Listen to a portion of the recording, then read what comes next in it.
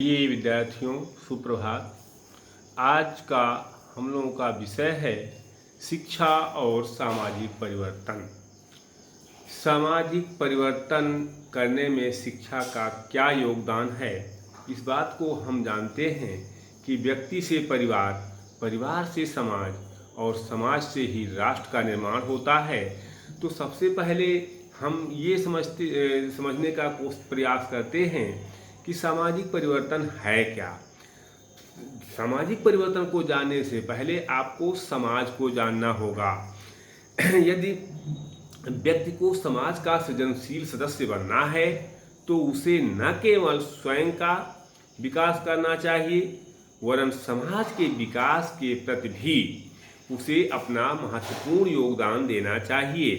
समाज से तात्पर्य व्यक्तियों के समूह से नहीं अपितु समूह के व्यक्तियों के बीच होने वाली अंतःक्रिया की जटिल व्यवस्था से है। अर्थात समाज एक समाज व्यक्तियों का एक ऐसा समूह है जिसमें सभी व्यक्ति किसी सामान्य कार्य में सचेत रूप से भाग लेते हैं। कहने का आशय ये है कि समाज जो है वो व्यक्तियों के आपसी संबंधों से मिलकर बना है, व्यक्तियों के आपसी सौहार्द से मिलकर बना है, व्यक्तियों के आपसी क्रियाकलापों से मिलकर बना है। व्यक्ति समाज में ही जन्म लेता है, समाज में ही पलता है, समाज में ही बढ़ता है और समाज में ही उसका अंत हो जाता है, उसकी मृत्यु सुनिश्चित है। अब यहाँ सवाल ये उठता है कि सामाजिक परिवर्तन कैसे होता है, शिक्षा उसमें क्या योगदान देती है। तो परिवर्तन तो प्रकृति का शाश्वत नियम है। संसार की प्रत्येक वस्तु परिवर्तनशील है, प्रत्येक वस्तु में परिवर्तन होता है। ये परिवर्तन जड़ और चेतन दोनों में दिखाई देता है, दोनों में दृष्टिगोचर होता है। ऐसा नहीं कि जड़ में परिवर्तन होता है चेतन में परिवर्तन नहीं होता है। भूगोल के विद्यार्थी बेहतर जानते होंगे कि कहाँ जहाँ समुद्र है, कहीं पहाड़ था, कभी पहाड़ है, वहाँ समुद्र होता है, ज्वालामुखी आती है, तमाम तरह की बातें होती रहती हैं। प्रकृति में ये परिवर्तन स्पष्ट रूप से दिखाई पड़ता है। कभी दिन है तो कभी रात है, कभी सर्दी है तो कभी गर्मी है, तो कभी बरसात है, तो कभी बाढ़ है, कभी भूकंप है, कभी सूखा है, कभी तूफान है। तमाम तरह के परिवर्तन प्रकृति के द्वारा आते रहते हैं। बीज का भूमि में पोषण होने से अंकुरण होता है। बीज ऊपर है तो कोई बात नहीं, भूमि में लगा दीजिए उसको तो पोषण, उसका अंकुरण होगा।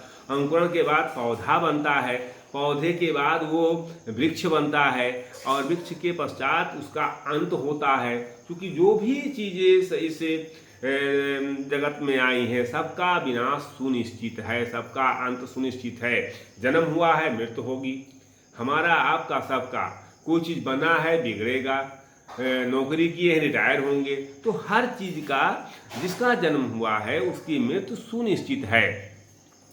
निश्चित तौर पर प्रकृति में ये परिवर्तन की प्रक्रिया निरंतर चलती रहती है। जब जड़ और प्रकृति में परिवर्तन होता है तो मनुष्य क्या चीज़ है, मनुष्य में भी परिवर्तन होगा ही, निश्चित तौर पर होगा। मनुष्य का जीवन का एक स्तर दूसरे स्तर तक परिवर्तित होता रहता है।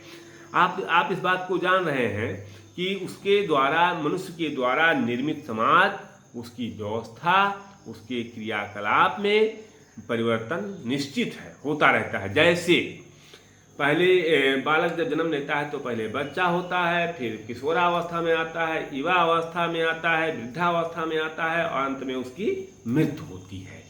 तो ऐसे ही भाषा, विचार, आवश्यकताएं, जीवन उद्देश्य, मूल्य, संस्कृति और सब किसी न किसी रूप में बदलती रहती हैं। विचार बदलता रहता है, भाषा बदलता रहता है, आवश्यकताएं बदलती रहती हैं। देश काल और परिस्थितियों के अनुसार सब कुछ बदलता रहता है। शिक्षा की व्यवस्था बदलती रहती है, शिक्षा की आवश्यकताएं बदलती रहती हैं। तो समाज भी परिवर्तित होता रहता है।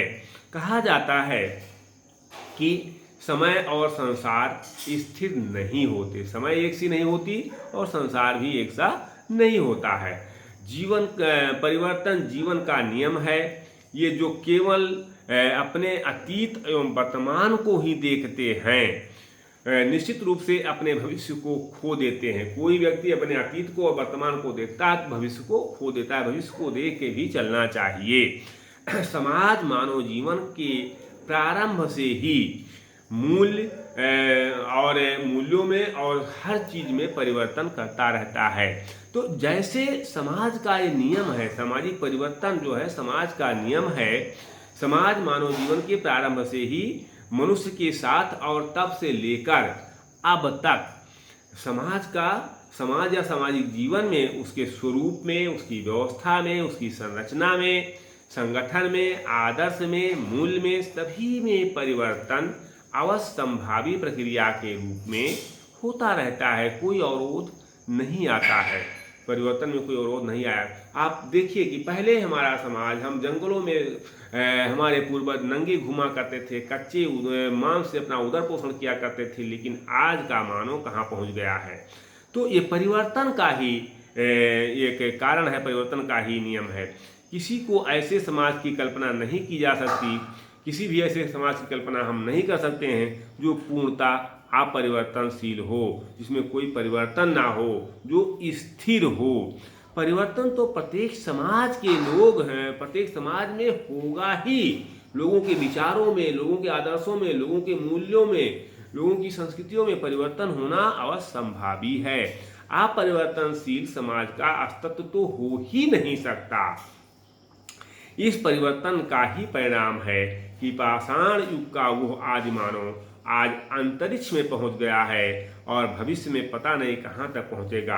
परंतु समाज के संदर्भ में होने वाले परिवर्तन को हम सामाजिक परिवर्तन कहते हैं। समाज निरंतर गतिशील रहता है। समाज की सामाजिक, राजनीतिक, सांस्कृतिक और आर्थिक स्थितियों में परिवर्तन होता रहता है। इस परिवर्तनशीलता का ही परिणाम है कि आज हमारे समाज की रचना और स्वरूप में भारी परिवर्तन आ गया है। आज का समाज आज से 100 वर्ष पूर्व के समाज से कितना भिन्न हो गया है, या 1000 वर्ष पूर्व समाज से अगर आप तुलना करें तो बहुत भिन्न है। इस अंतराल में समाज में निरंतर परिवर्तन होते रहे हैं। उससे आज के समाज में और प्राचीन काल के समाज में जमीन और आसमान का अंतर दिखाई पड़ रहा है।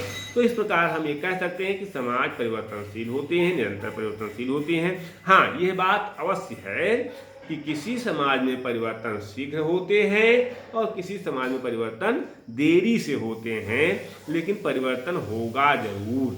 समाज को अगर आगे बढ़ना है, समाज को अगर उन्नति करना है, समाज को अगर उन्नति के पथ पर अग्रसर होना है तो परिवर्तन आवश्यक है।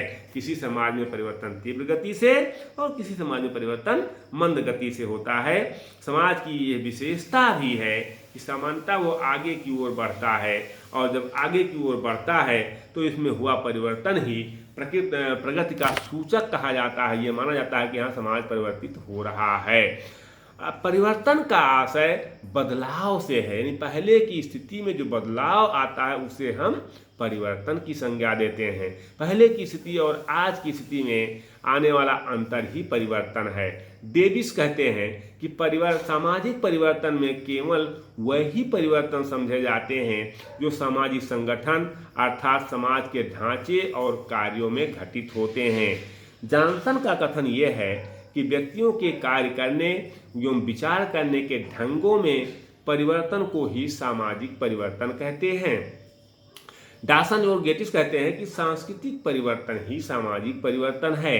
सामाजिक परिवर्तन, मैकाइवल पेज का कथन है कि सामाजिक ढांचे में होने वाला परिवर्तन ही सामाजिक परिवर्तन है। तो हम सामाजिक परिवर्तन पे फिर आगे चर्चा करेंगे कि सामाजिक परिवर्तन क्या है, शिक्षा सामाजिक परिवर्तन में क्या भूमिका निभाती है। अगर आपको वीडियो अच्छा लगा हो तो प्लीज़ लाइक और सब्सक्राइब जरूर कीजिएगा। बहुत बहुत धन्यवाद आप लोगों को।